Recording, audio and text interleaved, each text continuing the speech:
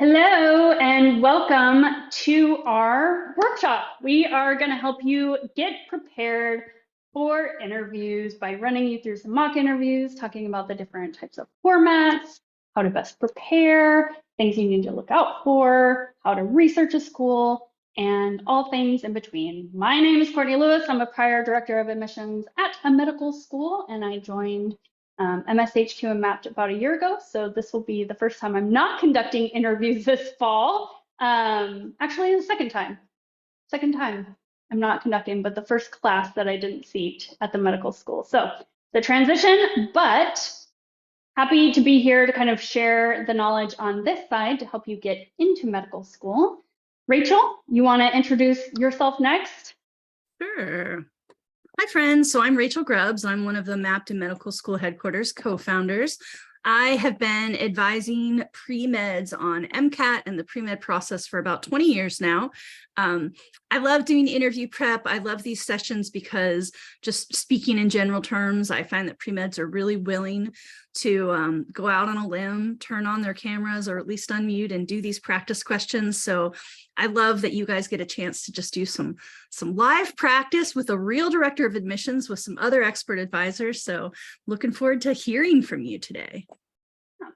And we have Verinia Granum. Would you like to go next? Absolutely. Hello, everyone. I'm Verinia Granum, an admissions advisor here at Medical School Headquarters. I've just finished my second year with you all, and I'm looking forward to helping you all practice.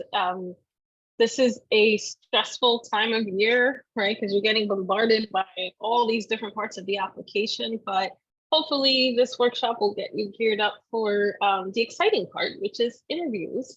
Not everyone enjoys them, but we try to make it so that you feel comfortable, confident more than anything, and prepared. Yeah. Hopefully we can get some practice. Yeah, this is one area, interviews, where it has the potential to make or break it, right? You could have spent the past 4 or 5 years doing everything right, dedicating hours and hours and hours of your time, being so prepared, and then you get an interview invite, which means that they like you, they liked something in your application, they want to talk to you, and then go into this underprepared and not give them the best showing of yourself, and have that have a really hefty point in whether accept, waitlist, or those that get rejected. But know it, if you're making it to the interview, again, they're not bringing you in to grill you and tell you how terrible you are, like, why didn't you do this? They're bringing you in with one of those coveted spots because they want to get to know you and they want some FaceTime with you. So it's always a good thing to make it to, but you need to prepare. And this is one area where practice really, really helps. So for those of you who are willing, let's get started on just figuring out how to prep for it, but you need to participate in the mock. You need to verbalize your responses. So let's bring up the deck and we will get going on some of kind of the technicalities or preparations, and then we'll move into Q&As and also mock, where we're going to put you on the spot, which we need to practice. Okay, so how to crush your medical school interview. All right, application timeline. Rachel, you want to talk kind of about this? Yeah, we just, we often show this slide at the start of these presentations because I'm a big fixture of context, right? So, I saw in the chat, some of you are in the cycle currently, hoping to have interviews in the next few weeks. I saw one person who said she already got her first interview invitation, which is amazing. I'm so thrilled. The cycle for med school is very different than college because it starts in May and it kind of technically runs from May to April. Now you can see, if you look at this timeline, it's actually like a year and a half or so. It's going from May all the way to the August the very next year. So this is just kind of a quick snapshot of where are we. If you're in the current cycle, interviews are getting rolling now. We've got it here in August. we did actually hear from someone this year who got an interview invitation as early as June, but typically you start hearing about interviews in July, with the first interviews typically being offered in August, but they can go all the way through next spring. So this timeline is not to scale. There's a big time chunk here. I should get a better cursor here. There's a big time jump here. So this is kind of the moment in time we're in now. We're at the start of a very long interview season. Yeah, and each school varies on how long they conduct interviews, how they conduct interviews. So let's start getting kind of into that. Yeah. All right. So possible interview types. Vernia, you want to take this one? So, or at least part of it? Yeah, absolutely. So as many schools as there are in this country, you can have quite a variety of styles of interview, different formats, ranging from a traditional one-on-one conversation, or maybe two people interviewing one candidate, to MMI, where it's scenarios and you get a scenario that you have to respond to, you read it, you have to respond to it, you go through several different stations in that format. The interview can be in person or virtual. We saw after COVID, things started move to a virtual format, and it seems to be continuing, which has been kind of nice because it is a little bit more accessible for folks. But things are moving back to in person as well. So I think it's safe to say you can expect either one could happen this cycle, but they are still continuing with virtual format too.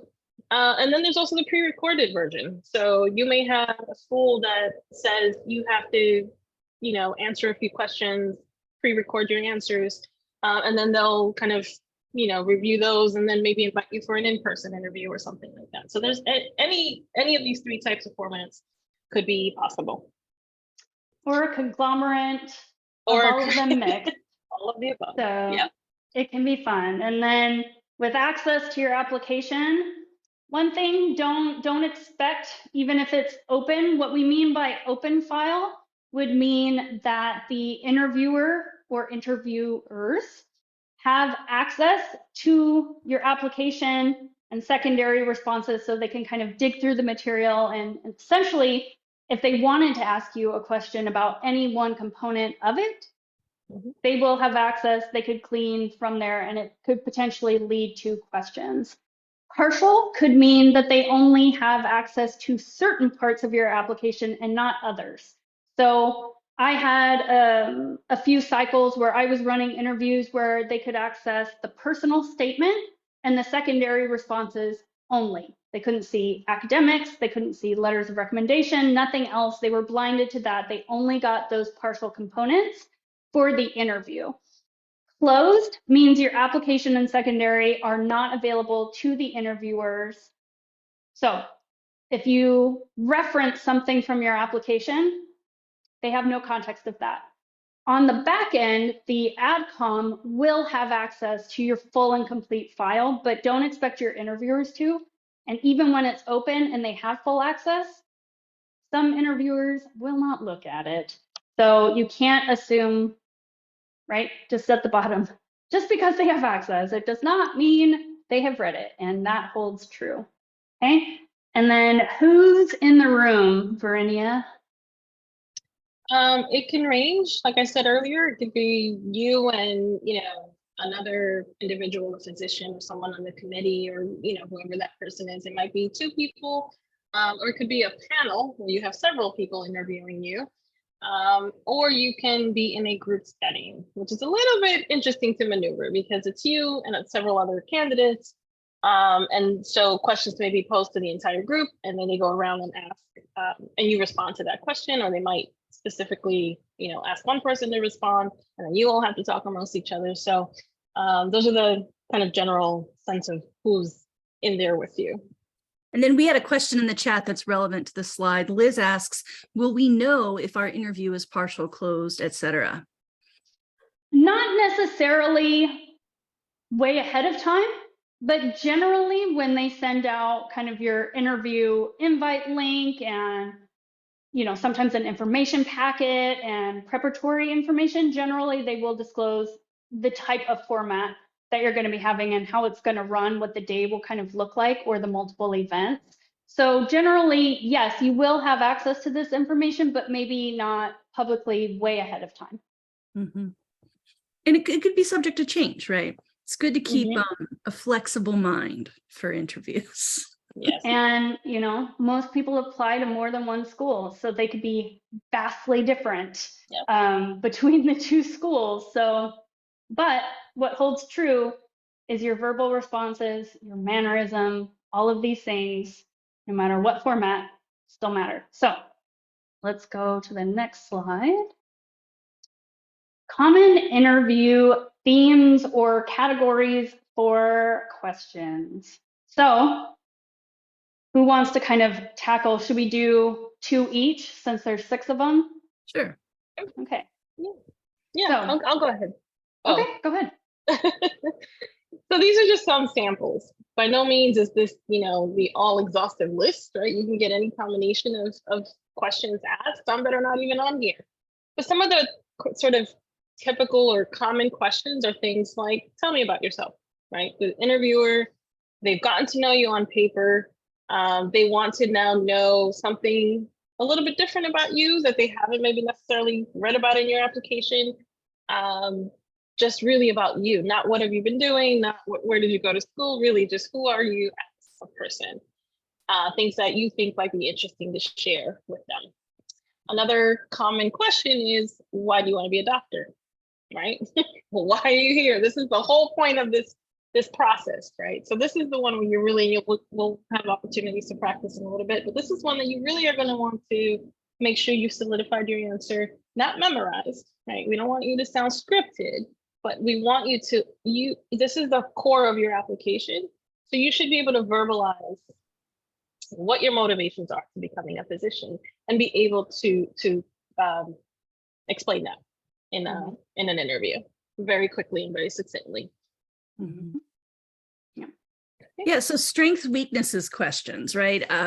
This is something that you may be familiar with just like through movies and TVs, because there's often a lot of like jokes about job interviews that ask about strengths and weaknesses, and people are like, oh, I'll fool them. I'll tell them my weakness is that I need everything to be perfect. Like, oh yeah, no one's ever heard that before. I mean, it's so common. It's like a sitcom joke, right? So think really introspectively here, right? You know, these themes are trying to get at some deeper things, right? Like Courtney, until last summer, you were a director of admissions. You were asking people questions about strengths and weaknesses, not just to see what clever verbal response they came up with, but because you wanted to know about their capacity for improvement, right? Mm-hmm. So the benefit of knowing your own strengths and knowing your own weaknesses means you can talk about what you're doing to improve your weaknesses. So having a weakness is not a weakness, right? It's actually human. Know where you need to improve. So this is a chance for, you know, hopefully with the essays that you guys, for those of you who are applying this year, or, you know, if you're applying future years, the essays you're going to write are going to encourage a lot of self-reflection. This is your chance to start to sort of speak about that in a little bit more detail. And then behavioral questions, this one is so big that when we were doing some prep for this session, we actually were like, that probably needs a second slide. So it's actually the next one. So we'll toggle back here in a second. But behavioral questions can be any kind of scenario. Those are the questions that often start with, tell me about a time when. And, you know, so you can see some additional themes here. There's professionalism, teamwork, there's ethics. I mentioned capacity for improvement with strengths, weaknesses. That's also a scenario thing. Now, probably the admissions officer, the interviewer, isn't going to say, tell me about a time that you had to show professionalism, right? They're probably going to ask something a little more complex than that.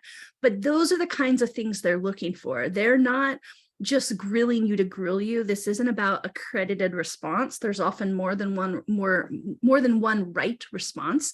What they're trying to get a sense of is who you are.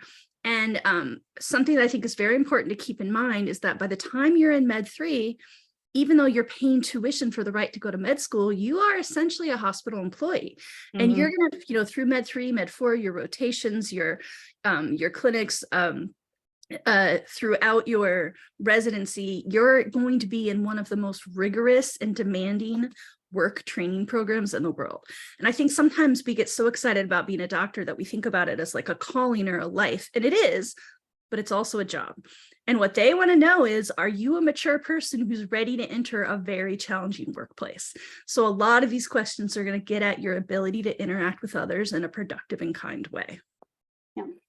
We can't start from ground zero. We can teach you all about medicine, but if you can't walk into a room and have some awareness and be flexible and adaptable, or at least have some level of that understanding, third and fourth year and beyond would be incredibly challenging, and patients may have a really hard time with your bedside manner and things like that. So we need to start at above zero.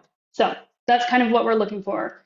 Healthcare, interest in or knowledge of, right? So questions, do you understand Medicaid and Medicare? Especially if you've talked about working in like an underserved clinic and things like that, understanding what the differences are and what it meant for accessibility. What's healthcare? What are some of the healthcare issues going on in the US? Do you know healthcare that affects our region or this state, especially if they want to produce, their mission is to produce people that stay in that area, and you can't talk about a health issue that is related to the school or the clinic that they have or the region or the state, that's going to be problematic. So do your research ahead of time and keep kind of abreast of the information of some of the healthcare issues that are going on. Pay attention to the news, things like that, because these are very common categories of questions. Why us and why you? Very challenging sometimes because a lot of people haven't had a lot of opportunities to just kind of promote themselves, and it can feel very uncomfortable. You can do so graciously, and you can give them really good data points of how you've prepared, kind of marry yourself to the school on why you'll be successful together. These are 99% of the time on the board of questions that you're going to be asked, all right? Why you? Why you and not someone else? So again, research ahead of time will help you answer these. Yeah. And I think, that why you, like you're saying, it's part of the reason it's on the board is it's not just tell us why you're qualified. They read your whole application already. Yep. Now, often it's why you at this school. So this is a chance where your research can really help you get a more specific answer that really matches the fit of the school. Yeah, because if you just say, I'm going to be successful anywhere, cool. Well, then your opportunities can be there. I want to know why you here. Yes. And then I'm trying to read the answer. MLD asks, would being compassionate be a quality that schools mainly assess? So yes, in the context of your answer, what qualities we can kind of glean. So very similar to like reading your activities and things like that. Generally, we'll try to look for a theme or a tone or evidence of kind of mixed in organically with what you're highlighting. So yes, it is something that we're looking for. Yes, I have heard people bring it up if they saw strong evidence of or no evidence of. And so, yeah, it's something that interviewers are looking for sure. But it may not have its own independent question. Exactly. And again, they're probably not going to say, tell me about a time you were compassionate, right? Yeah, so often, so for those of you that are interested, there's something on the AAMC called the core competencies, and it speaks about things like teamwork, cultural sensitivity, ethics, compassion. A lot of those are qualities that med schools are looking for. But again, they're probably not going to ask you questions that directly get that. They're trying to get a sense of how you think and interact with others, and that will show them the qualities they're looking for. Yep. Let's see. We need to know how you think. We want to know about you. So there's soft skills that we're looking for. There's critical thinking and some emotional intelligence and social awareness kind of aspects. So it's kind of threefold, right? And who you are, just who you are. But yeah. Okay. And Anas asks, how would I describe why me without sounding arrogant? Therein lies the challenge. My suggestion, honestly, is always to kind of, it's not you versus everyone else. So you don't have to say, I'm more prepared than these people. Usually you're equitably prepared. So you can say, you know, I feel really blessed to be in a position to interview for a spot. I know the other candidates are, I'm sure, really qualified that you're going to interview. And so what I can speak to are my strengths, right? These are areas that I've built and the foundation that I've built that I feel ready to take the next step on, having done that in these areas of growth. Here's why, you know, here's what I want to do as a student. I want to get myself plugged in. I want to take advantage of this resource. And I can speak to my own strengths, my own passions, and things like that. So you can still be gracious and humble while talking about your strengths and how you connect with the school and how prepared you are. Yeah, I agree. And, you know, again, and as part of why I picked your question, I mean, it's a good one, is we're going to be doing live practice here in another 10 or 15 minutes until 5 p.m. Eastern, right? So this is a 90-minute session and most of it's going to be live practice. So you don't need to put your hand up yet, but pretty soon we'll be asking people to raise hands. And if you want to practice it, you can. My quick rule of thumb for any kind of why me question is if you are using nouns and verbs, you're fine. If you're using a lot of adjectives, you've probably gone off track, right? There is a big difference between saying, well, my school's really competitive and I know I did the best in all my pre-med classes versus saying like, well, I know I can handle school because I had a 4.0 GPA, right? And like, again, I don't even think that's necessarily the right answer because they can see your GPA. I use that example because you probably won't answer it, but I'm using it to show you the difference between trying to talk about yourself like you're awesome versus just listing your good attributes. Very big difference in the way people will receive that information. Yep. All right, should we move to the next slide? So we did this one already. That's just more themes. So how to prepare. This is a big one. And it covers kind of obviously multiple facets and things. So bullet point answers. Don't script your responses. So this is one I think virtual has made a little bit easier, and I definitely saw evidence of, which is a tip that you're going to want to take and make sure to follow. I know if you are reading prompts from a screen next to you because your eyes are doing this.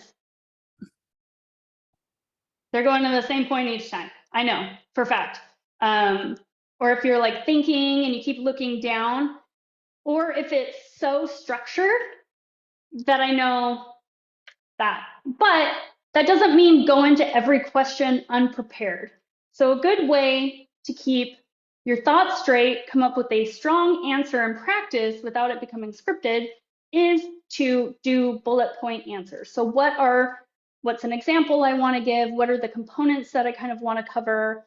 How could I work this back or have a reflection point or tie it to? And then you have that experience. So if they ask you a question where it's applicable, like a barrier or challenge, right? Probably similar examples could be used for either one. So now you have something and you have the bullet points that kind of go along with it so you can adapt it to the question being asked. All right, Brenna, you want to take one? Yeah, sure.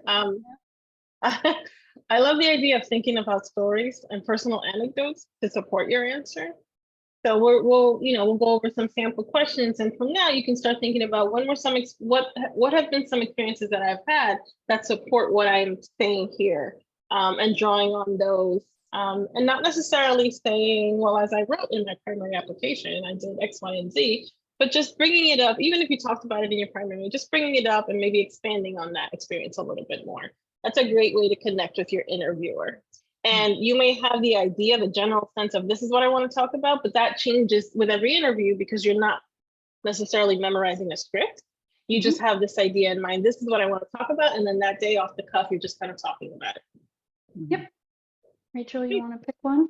Yeah, so learning the healthcare system. I think this slide was originally made by Dr. Gray. You know, we kind of share and recycle slides over the time. And I know he's a huge fan of the healthcare handbook. I just looked it up because I wanted to make sure I was kind of current on it.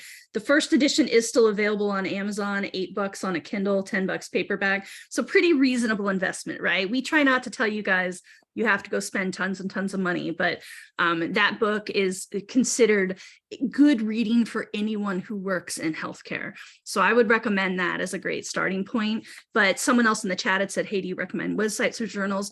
There's tons. And I also think whatever news source you already subscribe to, I mean, not if it's like tabloid gossip news, but if you're already subscribing to, you know, LA Times or New York Times or Washington Post or whatever. I mean, like I read The Guardian a lot. I don't know why, but like whatever your kind of source is, I would say, I just mentioned one in England, like pick something in the US so you're getting US healthcare news. But part of it is understanding the system and part of it is just understanding the current events. And you can get that really from any reputable news source.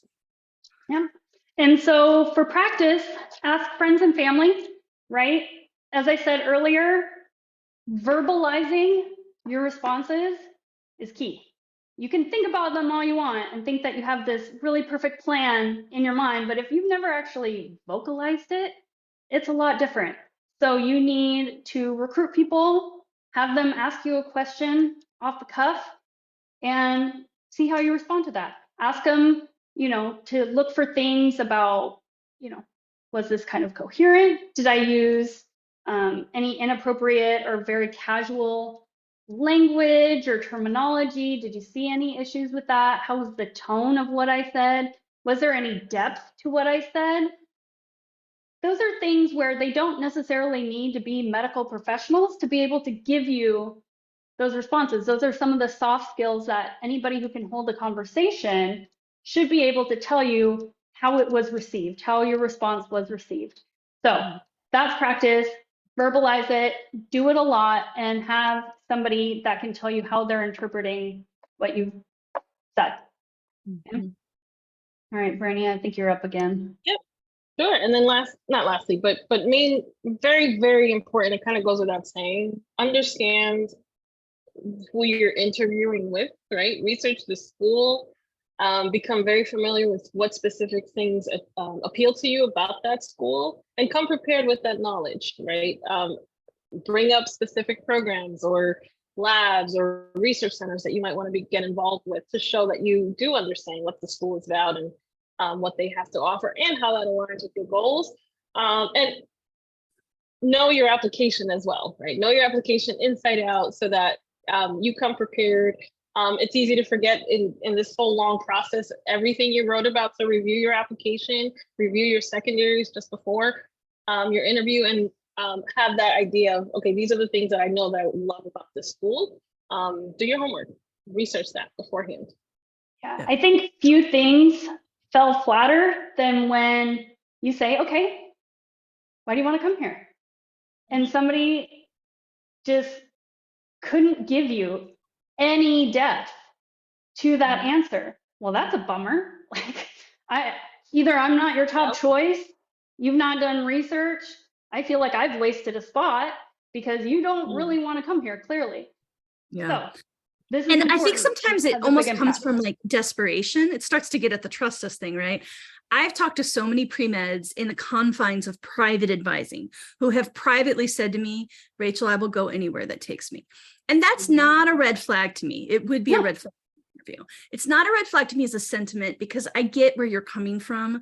You've wanted this for a really long time. You're working hard, and you know you're lucky enough to live in the US where all the med schools are really high quality. So I understand you're saying any acceptance to me would be a win, but especially for those of you that are applying future cycles, right? Because some of you have mentioned in the chat, you're already about in your interview season. So now you're just researching the schools that are giving you invitations. But for those of you that are applying in future cycles, do that research before you apply. I'm blown away at the number of people who pick schools just on stats. Red flag, don't do it. We're not going to get into a whole lot of that today, but that's bad. And then only later find out that actually isn't a fit for me. You know, they have all required attendance and I learn better from videos and books, or they don't have an anatomy lab, they do it virtual and I'm not going to be able to learn that well. Or I just realized their mission is inland, is urban underserved, and I probably don't want to work that much with the underserved. That doesn't make you a bad person if that's not what you want. But why to apply to a school that has that mission if that's not your mission?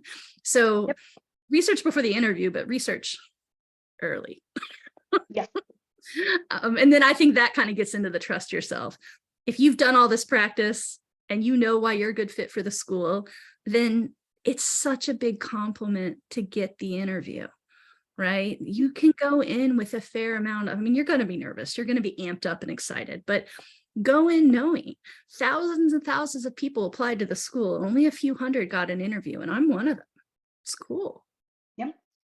We interview generally 10% or less of what we get, which is horrible odds, which is probably why a lot of us have the nickname Dream Crushers. What we do. But yeah, and we, as medical schools, we hold those very valuable. And so maybe there is a little bit of ego wrapped up in that. And we want to make sure anybody we're bringing onto campus is really passionate about helping us achieve goals and being a hard worker and a learner and collaborative and strengthening the class. So, all right. We got a couple other prep slides. We'll go through these really quickly. We just want to touch on them. There's other resources you can reference that get into them in more depth. But so virtual interview prep, do you want me to take this one? Sure. So I'm putting in the chat a link to Pre-Med Years episode 405. Dr. Gray, I think maybe the year of COVID, came out with a kind of how to prepare for virtual interview prep whole podcast. There's also show notes. So if you're someone who prefers to read rather than watch a video, if you go to that premedyears.com/405, that'll take you to the whole podcast. But the big thing I want to communicate with virtual interviews, because there's so many of them this year, is you do want to pre-plan lighting and sound and camera placement. And so I've used this little picture. I know it's a very kind of like low quality picture, but I kind of did that on purpose because it doesn't have to be fancy. This person's setup is remarkably like my own. I really like to work on a laptop because I move all over the house. So when I'm here at my desk, my laptop is sitting on a dictionary and an etiquette book right now, just like my biggest, heaviest books. But that's how I have the webcam at my eye height. I don't have a ring light. I don't really like them. I don't like the reflection on my glasses. So I just have a big window behind me. Doesn't have to be fancy, but you do want to think about, is it going to be a quiet place? Do I have headphones that muffle background noise? Is there going to be plenty of light on my face? Do I know how to kind of do a mix of looking at the camera for eye contact versus looking at the person's face while they're talking? And I would say most importantly, do a test run. If you've never used Zoom before and they told you your interview was in Zoom, you better download it and do a dry run with a buddy before your real thing. They're not going to have, frankly, the time, let alone the bad impression it would make. You don't want to eat up precious interview time trying to troubleshoot tech. Don't have a background like this, okay? Look at the other examples of background where there's nothing distracting, but it's a nice environment, clean. You know, you're up, the camera isn't like an up angle, it's not super dark. Look at the difference between the two. It matters. It matters what the background is. You know, if I'm here and I look really casual and I'm kind of just very blasé about stuff, probably not the best impression. It matters. Visuals matter. So also professional dress, even if it's on camera. Yeah, good point. So I have a parallel in the campus interview. But yes, it does also matter on camera. Who's taking this one? Yeah, I can talk about it. So, you know, in the virtual world that we're currently living in, it's easy to forget sometimes. Like, you know, you might need to wear pants because you don't know, or, you know, a skirt. You don't know if you might have to stand up during your interview, right? So make sure that you're dressed professionally the way you would for an in-person interview. In-person interview, of course, wear comfortable footwear, not the time to pull out the 4-inch, you know, Versace heels or whatever. I don't know anything about luxury brands, but Louboutin, probably. Louboutin. There we go. Not the time to wear expensive, uncomfortable shoes. Get yourself a nice pair of comfortable shoes. You're going to be doing a lot of walking around, and you're on the whole day. So you want to be able to be professional and be able to move around and be comfortable.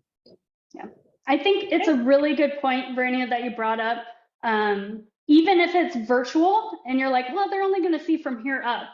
A lot of the times we do ask you to kind of show the room so we can make sure nobody is in there. And if you have to get up and you're in basketball shorts with a suit on top, maybe we'll get a laugh, but it looks sloppy and it looks like you couldn't even just really dress for it. So do the full get up just in case. Yes. Put in the effort. Yeah. And again, we've talked about apparel in other sessions. You want to be professional and modest, right? It's okay to have some personality. I do tend to err on the side of conservatism. I'm not talking about politics. I'm talking about like low risk choices with apparel. Like normally I like a personality. I've had doctors who had pink hair before. I had a doctor once where I saw her on a Saturday and no one else was in the office and she was wearing flip-flops and I loved that person. But that's me. I wouldn't take that chance in an interview, right? Like she and I went way back. She kind of knew I can go a little low casual with her today.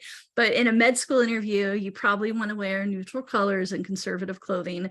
This is not a runway event. You don't need to be your most gorgeous. You just need to be professional so that they kind of don't really notice your apparel and just remember your personality. Yeah. And as a doctor, she'd earned the right to wear flip-flops, right? These are such small encounters that you need to think about, what do I want them to be focusing on? Or how do I want this experience to kind of go through, and what do I want to shine? Do you want it to be your clothes? If that is a very artistic way to express yourself, then maybe you do, and it's a conversation starter and you're comfortable talking about it. But more oftentimes than not, it's an older generation interviewing. They generally don't want to be distracted by big chunky earrings, right? The very high heels. I can think one time I did have somebody that had an extremely high slit in the skirt and it was in the front. I was nervous for her the whole day. I was so distracted because I was so worried that there was going to be an incident. That was not the most appropriate choice of what to wear. Right, and we're not trying to pick on female dressing people. That's a lot of the examples that we've used. You know, with that slit, I can imagine that girl stood in front of the mirror and looked great. And what she forgot to do is sit down in front of the mirror and see what that looks like. Right. I said girl, woman, person. But also for people who wear suits, right? Maybe not the day to wear your bright red suit. Right. Even if you have one that's really cool, maybe that super snazzy color, maybe today's not the day for that. Right? And another thing, please brush your hair, right? Please just brush your hair. Go and get a haircut if you need to. I think you could put on a suit, but if your beard is just unruly, just, you can have a beard. That's absolutely fine. But just take a moment to make sure things are in place, because it's a first impression and it matters. Okay. Make sure all the buttons are buttoned up. Okay. All right. All right. So what happens after the interview? Okay. So I'll take this one. Leave us alone. Generally, any communication that kind of happens after the interview will likely be initiated by the school. So after you finished, or even during the interview day, maybe that's a good question to ask. Like, would it be okay to, email my interviewers? Do you want anything for follow-up?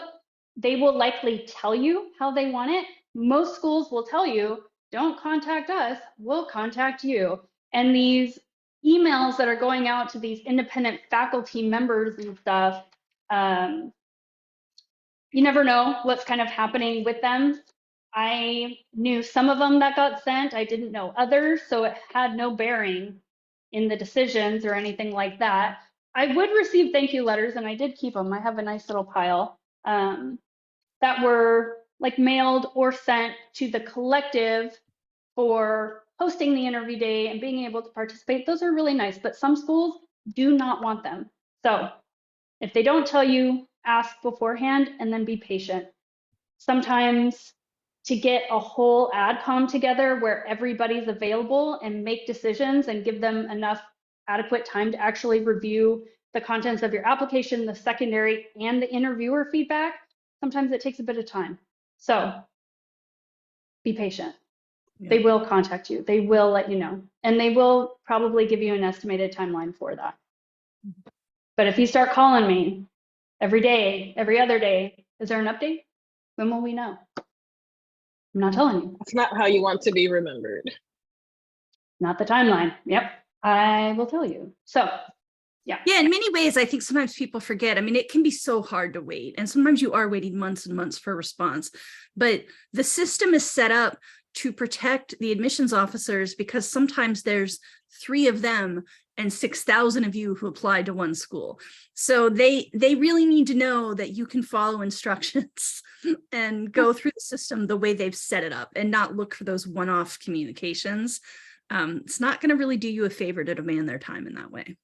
No, and kind of speaking from experience, the back end for me, and I don't know if this is the way it still goes, but it was multi-step, and I know for other schools it can be too, where it's not just an AdCom, then the dean has to sign off on it, then you have to prep the materials, pick a date, you have to notify the finance office, like, okay, I'm going to deliver on this date, you have to update other departments, send offers, right? So it's getting the AdCom together, having a post-interview day debrief, letting them review, them make a decision, dean approval, updating your materials, updating departments, and then sending material. It takes time on the back end, so be patient. Sarah asks a good relevant question to the slide. She says, should we always ask if thank you notes are acceptable, or are those generally an okay form of communication? I would still ask. If you want to do something like that, you don't have to. But if it's on your mind of something that you want to do, I would ask first. And again, so I think that's something that's a little bit different because with job interviews, thank you notes, I mean, I don't think I've ever offered a job to someone who didn't thank me after an interview, right? But that's because I probably interviewed my top 2 choices for the role. I didn't interview 400 people. All right, got a few more slides, and then we're going to get to practice. We've been chatty, so we'll try to keep things moving. So just a quick reminder, map.com is free. Lots of amazing stuff there. People were asking about researching schools before. You can research schools there. You can also bookmark schools and keep notes on them. So you can start kind of keeping an idea of a potential school list if you're applying in future years now. And then there's an application tracker that if you've booked on Marker School will automatically pre-populate it. You can also manually add schools. You can list all the schools you've applied to and then help yourself keep track of, what secondary have I received? What secondary have I turned around? What schools have I had interviews for? So this is a great way to just sort of keep yourself organized as you are going through the interview process. A lot of people do this manually, building their own Excel sheet to try to track all of this. This is a form that already has it formatted, and you can just add it and do it this way instead of having to build your own. Yeah. Amaldeep asks if we track Canadian schools. Right now, our focus is on US, but Canada will be the next country that we add. Okay, so coming up in about a minute is going to be live practice. So if you guys are interested, you can start raising your hands to join and get an opportunity to do live questions with us. A quick commercial break. So just a reminder, MappedCon is our pre-health conference that we offer annually. It's been virtual for the last 3 years. So this year is going to be our first in-person event. That QRC code, I tested it before, it should be working. If you grab that with your phone, that'll take you right to the MappedCon website. So part of it is I would recommend anyone who's applying this cycle come to it, not only because it's a way to network with fellow pre-meds, pre-health students, meet, we're going to have panels of MD, panels of DO, panels of directors of admissions. We also have a lot of med schools who will be there. So you can actually meet admissions officers from some of the schools that maybe, you know, this is in October. In October, some people have interviews, but not all. This could be your chance to get FaceTime with someone from a school that could potentially change you from secondary received to interview offered. So I think this is a big win for people applying in future years to build their skills, start building relationships with med schools, and a really big win for people who are in the current cycle. So definitely check that out. Yep. And then how do we practice for interviews? Well, we're going to practice today. So we're going to do some practice here in just a few minutes. Whether you invest in one-on-one interview prep or you just do solo, you definitely want to be practicing out loud, not in writing. And I think if you're doing solo prep, you should do the same thing we do in our interview prep, which is record it on Zoom and then watch it back, because that'll help you with things like, oh, I do look over here a lot when I'm thinking, or, oh, I did look down because I had notes and Courtney told me not to do that. And she's right. It's really obvious when I'm looking at my notes, right? So it kind of gives you that chance to see yourself. And if you are interested in doing one-on-one prep with us, we are having a very short flash sale. So from today through Monday the 17th, 20% off all mock interview prep. So we currently offer 3 bundles. So 1 interview, 2 interviews, or 3 mock interviews. Everything is personalized to you. So we showed you before a bunch of different formats, right? If you don't have interviews yet and you just want to prepare, which I strongly recommend, because the only thing that really varies school to school is going to be the format and the YS, then we can just help you with whatever kind of your concerns are. If you have a specific interview, we can set it up to kind of mimic that as much as possible. You definitely have to buy by Monday the 17th to get this discount price, but you can use these sessions anytime in the next 6 months. So they're good for a long time. And again, another QRC code. So if you're looking for a quick way to get to the Med School HQ website, that QR will take you right to the page that has the interview sale prices on it. I'll give you all a second with your phones. So I'll leave that up so people can grab it with their phones. Whit says the code works for MapCon. Good. Whit asks, is there a list of schools currently attending MapCon? I don't think it's on the web yet, but it should be within the next week or 2. We do have a list internally, but we're still working on updating it to the web. So yeah, you will have that information pretty soon. Let's see. So it looks like some hands are already up. You guys ready to start some practice? Courtney, I'll let you kind of take back over. Okay. All right. So again, practice. This is going to be potentially a first for a lot of you. So we'll hear your response. We'll ask you a question, hear your response, and don't be nervous. I mean, as much as you can. We're in the positions, or, minus the faculty, I guess, that we're conducting these, and practice will make better. Not perfect, but better. And so don't be shy. This is where, in a safe space, you can practice. It may not be the strongest answer, and you know that, and that is okay. You need to practice. You need to vocalize responses and be put on the spot for these. So don't be shy. Sign up, give it a go. Doesn't matter if you're like, can't answer that. That was terrible. Okay, well, let's talk about it. Let's see how it could have been stronger. But okay, ready? Looks like some hands are up. Looks like Sarah was first. So I can allow to talk. I think I can also promote to panelists if we want to let them be on camera. No, I can't. Can I? Hi, Sarah. Hi, I wish to stay muted. It's fine. What's that? I wish to stay muted, but it's okay. Well, you have to talk to us then. We can't hear you if you're muted. No, I mean, I don't want my camera to be on. That's okay. Oh, you want the camera off. Got My it. bad. Okay. Yeah. Okay. Okay. I mean, that's Okay. okay for today, right? Obviously, that's not going to work for a real interview, but yeah, for today, go ahead. Yeah, I know for sure. Okay, I'm ready. Okay.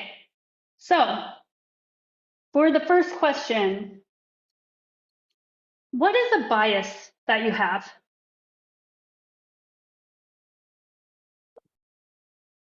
This is a tough one. Okay, so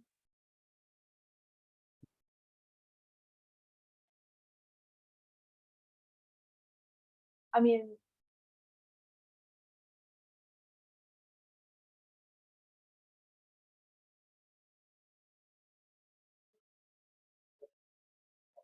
I need help. Okay, so if you had to just throw something out, what would you have said?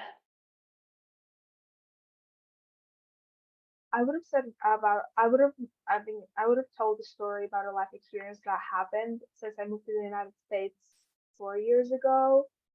And when I moved to the United States, I mean, I mean, I've been through culture shock, culture adaptation, and like I had self bias against others, I guess, and then I had to overcome this.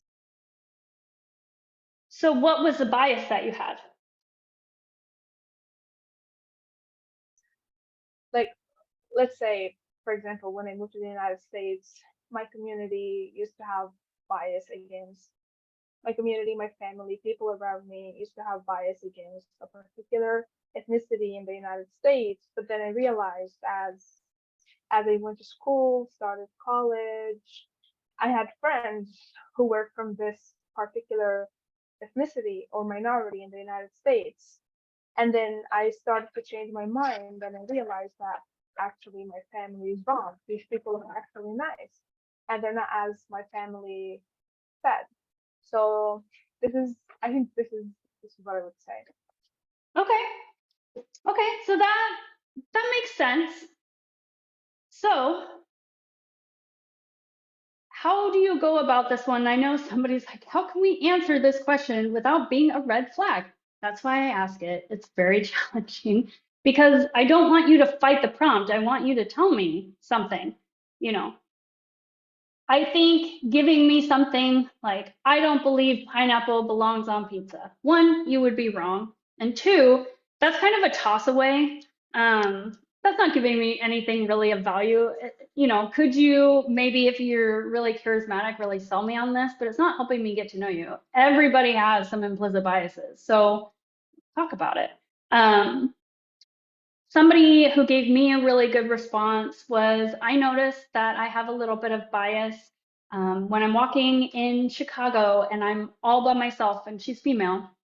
And, you know, when there's large or kind of groups of men gathered, I seem to be less nervous, and I've caught myself being less nervous if the men are in suits versus if they're in a different type of like construction or factory type outfit, and how I felt a little bit safer with one over the other. That's an honest answer, right? She's just giving me her feelings. She noticed it. Didn't have to tell her it was wrong to have. Wasn't based on race or anything. It was just she had a different reaction with them. So I thought it gave me some depth and some value without it being red flaggy. Mm-hmm. So don't just there's give me that as a canned response and take it for your own, but along that vein, right? Go ahead, Rachel. Yeah, a lot of the comments are like, oh, but it's going to be political. It doesn't have to be, right? So like the example Courtney gave as like the throwaway, don't go there, is pineapple on pizza, right? Don't pick something that, although of course that's been heatedly debated for years on the internet, doesn't really have a lot of emotion or weight behind it. But that doesn't mean that you immediately have to go to gender or melanin or sexuality, or, you know, it could be something in between. But every human has implicit biases. We are all raised to think certain ways, where as we get older and think more critically, we realize some of the objective facts I've learned about the world are actually subjective. So to me, the biggest issue would be someone trying to claim they don't have any, or someone trying to skirt the question, because that just says to me, you're not self-aware. So I mean, I agree, it's a scary one, but you know, I mean, interview questions are scary, right? Like, I think we've opened a lot of eyes today. A lot of people are like, oh my God, I'm gonna have to think hard about that answer. Good, that's what we wanted for you. I'm good at that. let's put you on the spot. Okay, one of you want to take the next one? I'll do one. I know the Okay. first thing I thought was, man, Courtney came out swinging. I know. I always do that. All right, so Nabil, I've invited All you right. to talk. You want to just make sure you're unmuted and we can hear you? Hello, can you hear me? Yep. Yeah. Yes. Hi, Nabil. Hello, how are you? I'm doing great. Thank you. I've Tell me, invited you as why do you panelist want to if be you a want to turn on camera. doctor? Oh, sorry. Oh, sorry. No, Sorry. go ahead. Do you want I to turn just- on the camera? Yeah, I gave you the option. Oh, sorry. I guess I'll just keep my camera off because I don't know. I don't think I look too great right now. Okay. Yeah. So tell me, why medicine? Why do you want to be a doctor? So the reason I want to become a doctor is because so this was something that I've had in the back of my mind sort of growing up as somebody who's really into STEM, but it really wasn't until my father, who suffered a stroke when I was 17 at the time, I really began to saw how debilitated he was. And my father, I've always viewed him as a very tough man because he's a blue collar worker. And so getting to see him in that vulnerable position, the man of my household, the man who's uplifted me, getting to see him in that vulnerable position was, I think, really saddening to me. And it really affected me and hurt me. So I remember that when he was brought to the hospital and when the doctors really took the time to reassure my family when he had a stroke and to really give him the treatment that he needed, that was when I really began to realize just how powerful medicine was, and how powerful being a physician is, that you get the chance to make the important clinical decisions needed to help a patient. And not only that, but to uplift their family. And so I believe that is something that I absolutely look forward to when becoming a physician. And my desire to be a physician was really further bolstered when I started to work in a clinical setting as a scribe and as a hospital volunteer. And I really began to see the impact that doctors can have on a physician's life. And so I hope to have that same impact on a patient's family and also especially to the patient themselves. Okay. Okay. Thank you, Nabil. How do you think you did?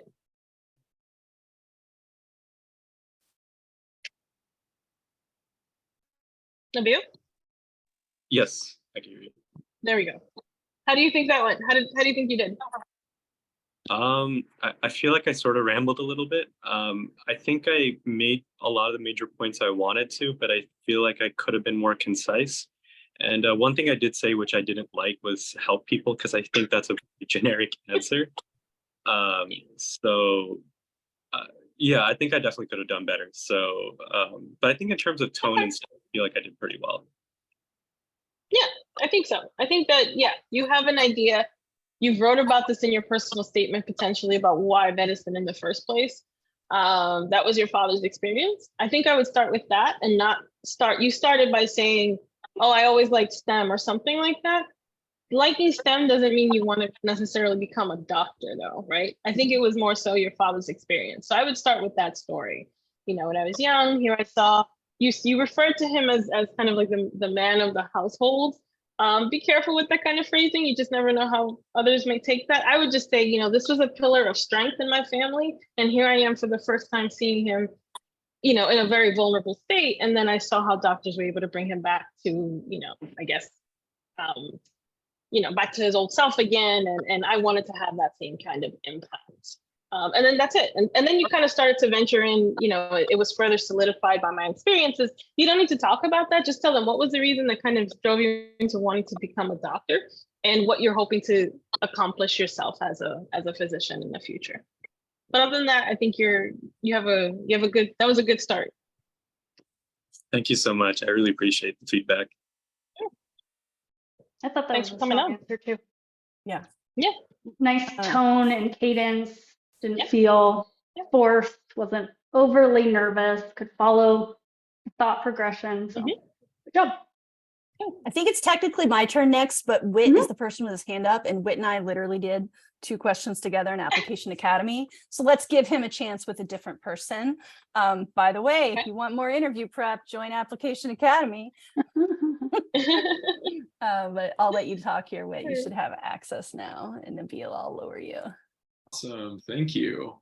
And I'm happy to Hello. hear more if you'd like.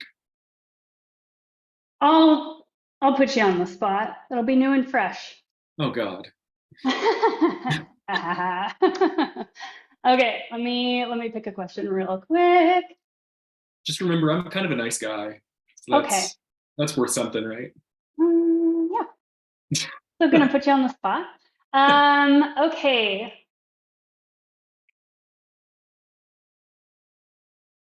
What are 2 adjectives you would use to describe yourself and why?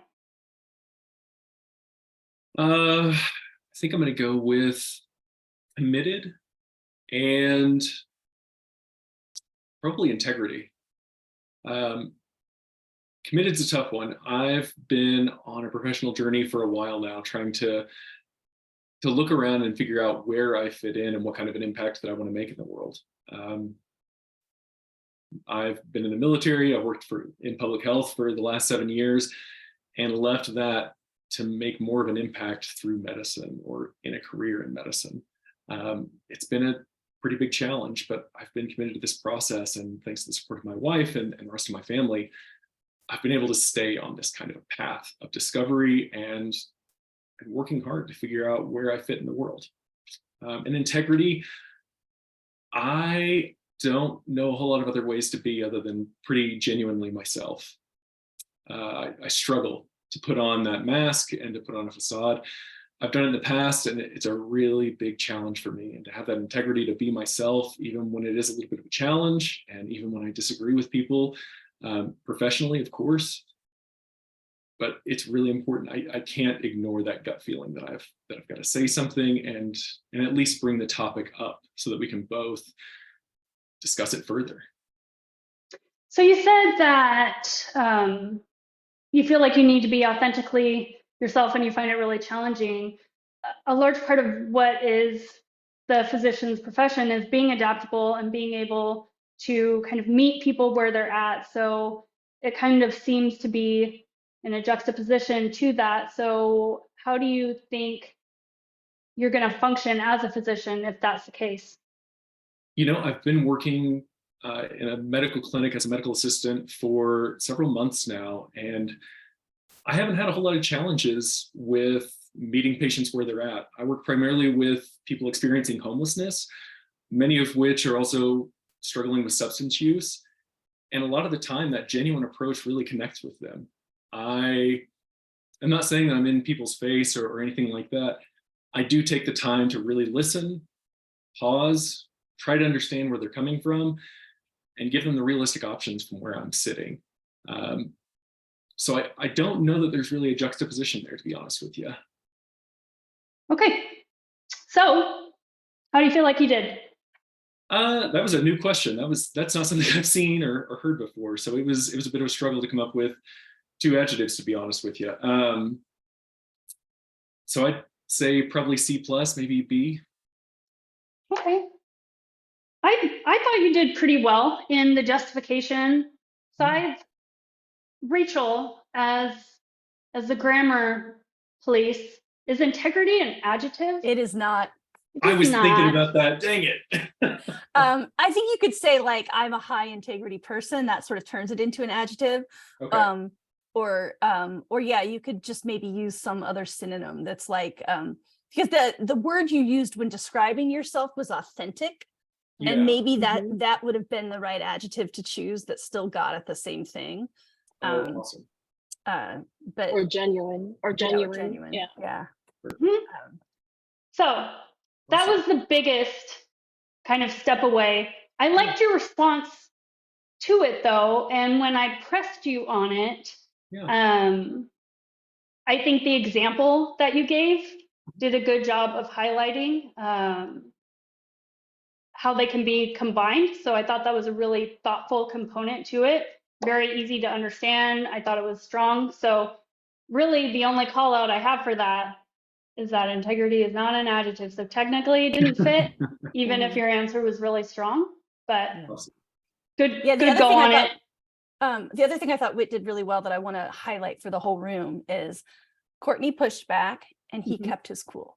And he even showed some authenticity by very respectfully disagreeing with her. Yep. But like, there was no heat, there was no increased volume. They were just having a conversation. Yeah. And with new information or questioning it, being able to justify or pivot or whatever you would in a normal conversation is kind of what you want to do. So yeah, it was very strong in that regard. Yeah. Thank you very much. I appreciate it. Yeah. All right, I'll mute you now, Whit. Good job. All right. So let's see. Annie, you're up next. I'll allow you to talk. Maybe.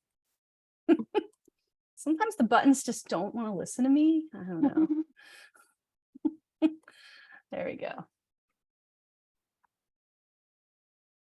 Annie, you there? Yes. Can you hear me? Yeah, we can hear you now. Okay, great. All right. Annie, tell me about a time that you were in the wrong. And please also tell me what you did to fix it, how you fixed it. Absolutely. So I started this year as a nerve conduction technologist, where I had to learn how to really combine my anatomy knowledge to palpate kind of individual landmarks so I can conduct the study. And when I was starting out and I had finished my training at the time with a peer and the doctor, I was going solo and I didn't put the leads on the correct parts on my patient, and I was in the wrong. I was, corrected, excuse me, by my doctor in person and in front of the physician. And it was something that definitely was a memorable kind of, something that stuck with me for a while, because I realized that I could have sharpened my skills more coming into clinic by practicing at home. I could have reviewed even more so on my own time. So I think what I ended up doing moving forward was that telling the physician as well as the patient, like, my apologies for incorrectly putting the leads. Thank you for, staying for the whole study. They had every right to, walk out and be like, I would like the doctor to finish my diagnostic testing, but they allowed me to finish with the doctor's guidance, place the correct leads.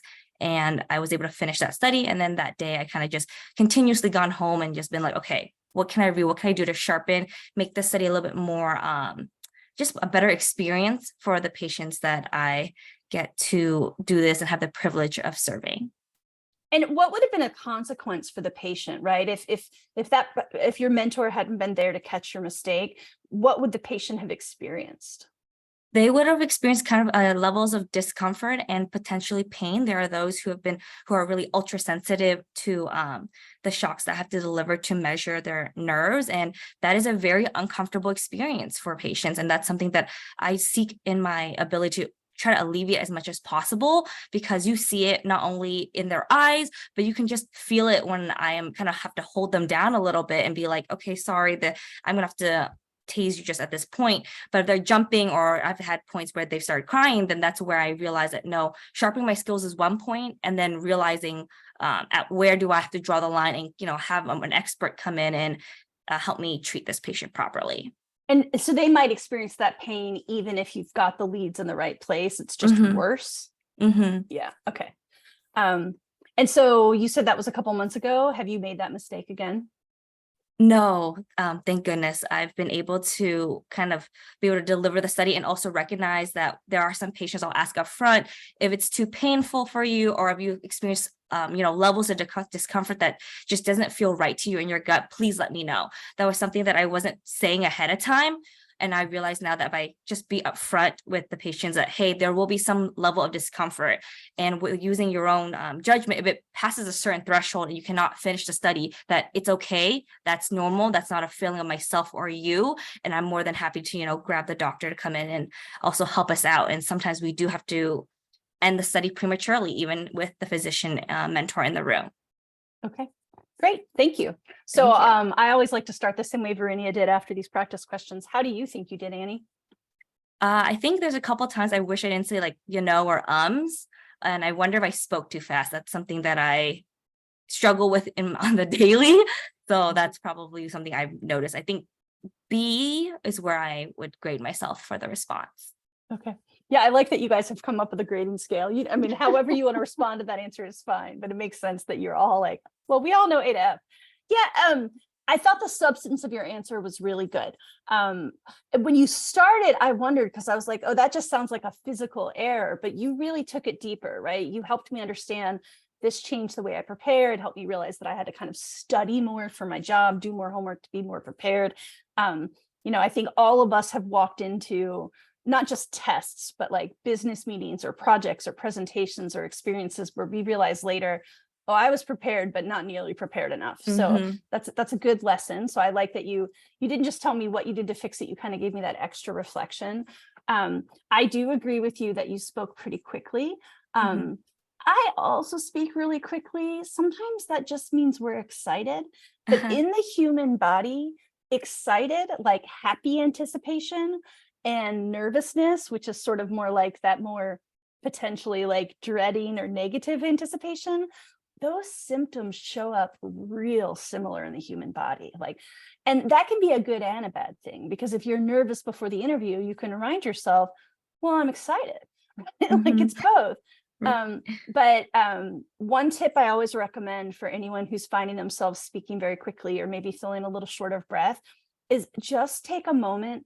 And it can be at the start of the interview or in the middle of the interview to adjust your body language. And, if you're often when we're stressed, we're sitting at the front of the seat, right? We're almost like in a lunge, like you're ready to sprint. Put your whole body in the chair, go back as far as you can. I'm pretty short, so I have a chair that's adjusted just right so my feet can touch the floor. Sometimes if you're in an in-person interview and it's not your chair, that might not be an option, but can you ground your feet on something, right? Is there a rail? Or, is your book bag under you? You can put your feet on that, but having your feet make contact with something solid and having the back of your legs and your low back, your sacrum. I'm avoiding saying hips. You guys know what I'm talking about, right? Having that fully in the chair, having your shoulders down, those things will signal to your body that you can chill out a little bit. And that will help you speak a little bit more clearly, because you are an articulate person, but there was a little bit of breathlessness to your answer. The substance was great. So just work on style. Awesome. Thank you so much. Yeah, good job. Don't need to become monotone. Don't have to lose all of the quickness. Just when it starts coming out like this, then it seems like just a lot. You can drop it down 1 to 2 notches, but you don't have to lose all of it. It's fine. Yeah. Quick question in the chat that's relevant to this. Someone asks, is it inappropriate to talk with our hands? I often do that and have begun having my hands below the table. Is it unprofessional sometimes to talk with our hands? Everything in moderation. Yeah, I don't think it's unprofessional, right? But it can be distracting, right? So just, if you feel like that's an issue for you, then having them on your lap or kind of just hold it in front of you is fine. If you're sitting here kind of doing this or like really trying to hit home everything that you're saying and it's becoming really repetitive and distracting, if it's distracting and I'm less focused on your answer, more focused on your hands, that's the wrong thing you want them to be focused on. But I tend to be somebody who speaks a lot with my hands to try to emphasize things just like this. And then I will put them down and try to not do that for a time. So as long as it's not super distracting, like if you're Italian, how are you gonna, you gotta be able to have some context. And I don't want you to just like sit there stiff either, just robotic. So let it come naturally, but don't overuse. Yeah, and I don't think that changes virtual to in person, right? So if, it's like we had said, where are your eyes? But in in-person interviews, we do sometimes look down for a second, and then refocus. So that's okay. It doesn't have to be like, here's the webcam. Right. You just want to be mindful that there's an audience who's watching where your face is. And if your face is never at them, then you're going to seem either really nervous or disengaged. One other question, Ashley asks, is it okay to ask for a moment to think about the question if no answer comes to your mind right away? Yep. Absolutely. Yeah. It would, Go ahead. Okay. No, okay. I would say I would prefer as an interviewer if I didn't have to do that for every response I was receiving. Like if you just automated and asked for a moment each time, is it going to be that problematic? No, not necessarily. So I'd much rather you understand what I'm asking you and hear it to be able to answer the actual question. So if you need it repeated or you need a second to think, totally fine. I would much rather you verbalize that you're going to take a second to think like you would in a normal conversation instead of just going like radio silent, where I'm not sure if you heard me, if you're thinking, if there's a connection problem. So yeah, it's totally fine to ask for a moment. Try not to do it with everyone if you can. And better to let them know than just go silent. Those would be my thoughts on it. Yeah, and in MMIs, when you're given scenarios, you often are given 60 or 120 seconds to review before you start. So for the ethics ones that are much more complex, that time is usually baked right in. I read, this was so long ago, I have no idea where it was, so I don't know the source, I don't know its validity, but somebody said, just count to 3 before you answer, because your brain is working on an answer even if you just think you're counting. Right? And like that isn't always true, but most of us, I mean, you guys have really great brains, right? It's okay for the answer to be natural. It's okay for you to be making the sentences up as you go, because that's how we normally talk. You just have to have a sense of where you're going with the point you're making. I lost track. Who's next? Did I just go? Yeah, I just went. So it's probably Vernia's turn again. Looks like Sharon's got her hand up. Yeah, we've got time for one more at least. Yeah. Sharon, can you unmute? Yes. Hi. So you're the one who has an interview coming up, right? I do. Yeah. Ooh, fantastic. Do you know anything about it? Yes. So it is closed and it's virtual. Okay. And it's with 2 people and it's a 30-minute interview. Okay. Yeah. Pretty traditional. Mhm. How do you say your name? Is it Shireen or Sharon? Sharon. Sharon? Okay. Just trying to make sure I pronounce that correctly. Sharon, if you could fix one thing with the healthcare system here in the United States, what would it be and why?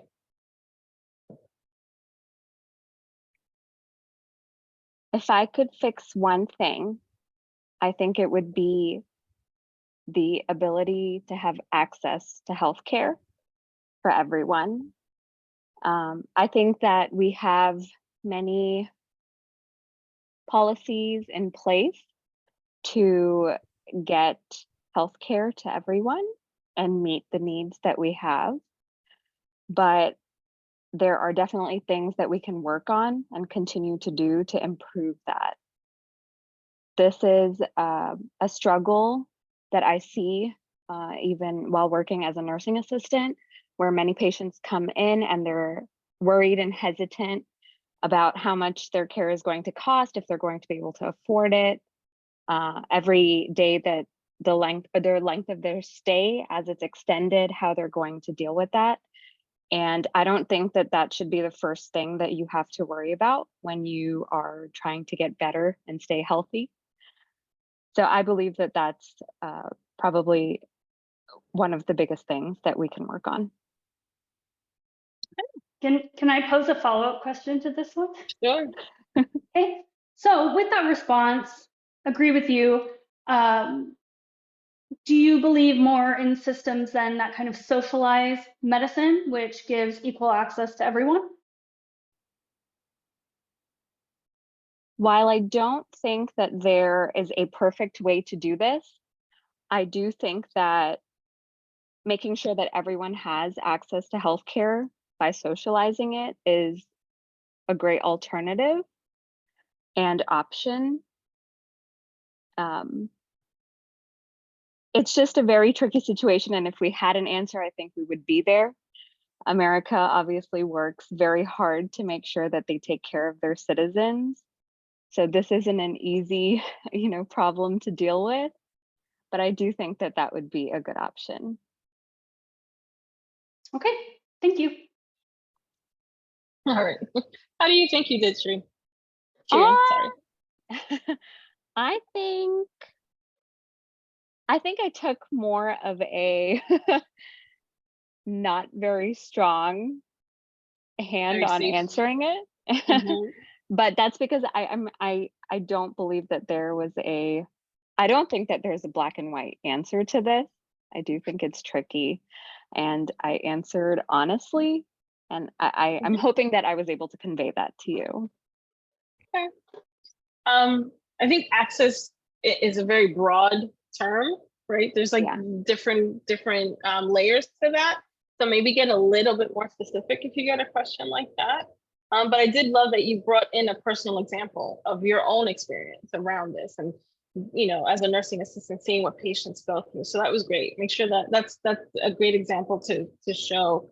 That's a great opportunity to bring in a personal experience and an anecdote to make your point. Where you kind of waffled a little bit was with Courtney's follow-up question, and she's tough. And I appreciate that, because I think that you all need to be prepared to defend your answers or explain it further if you're asked.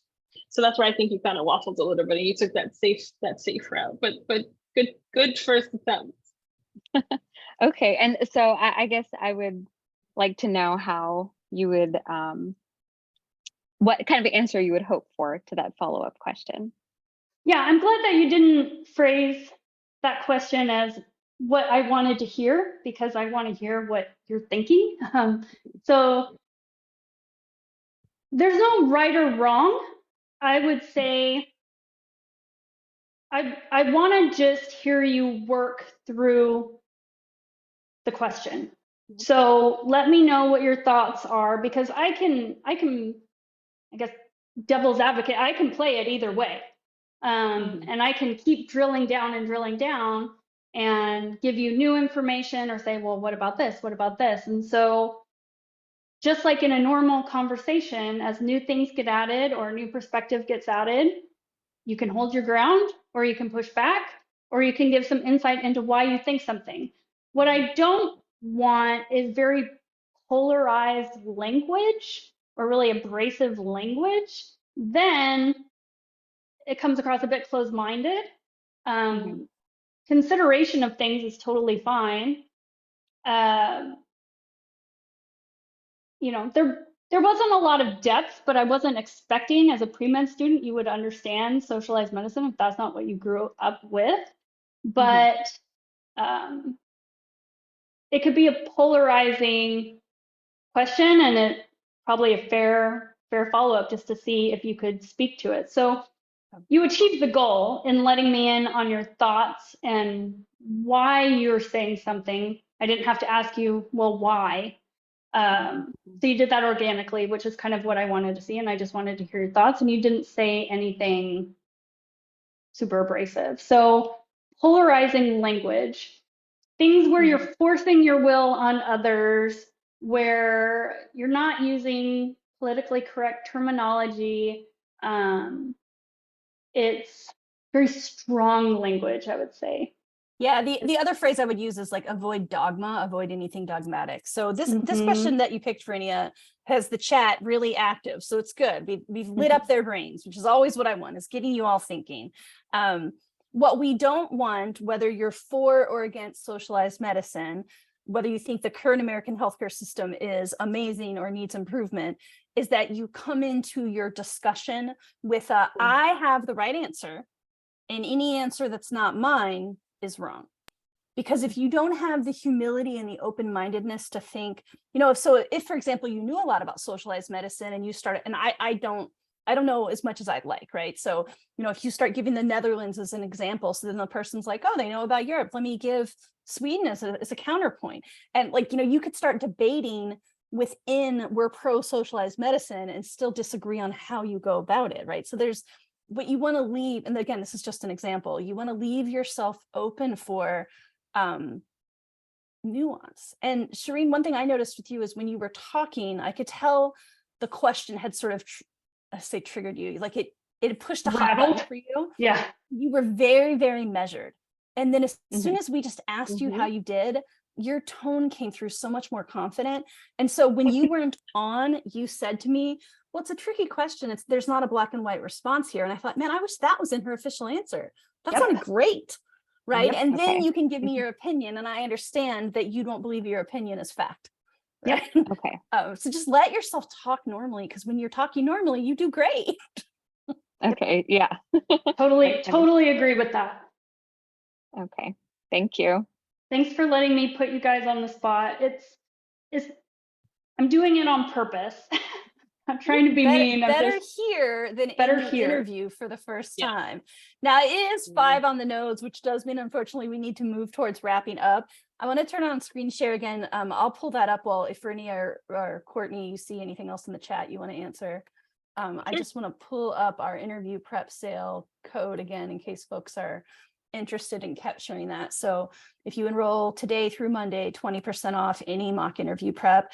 And then I think Verenia just put it in the chat. We do have a random interview question generator that's free on medschoolhq.net too. Practice. It's also the best time to get to know the school and the climate of the school, and to be authentically yourself and let them see past text, past numbers, and just have a conversation with you. So remember, they're not bringing you in to try to tell you how poor quality your application was and just hound you. They're not trying to do that. They just want to see your critical thinking, your soft skills. Do you have any semblance of like social awareness and how to navigate really complex conversations and things? There's evidence of that, and you can connect with somebody over camera or in person. Great. That's what we need.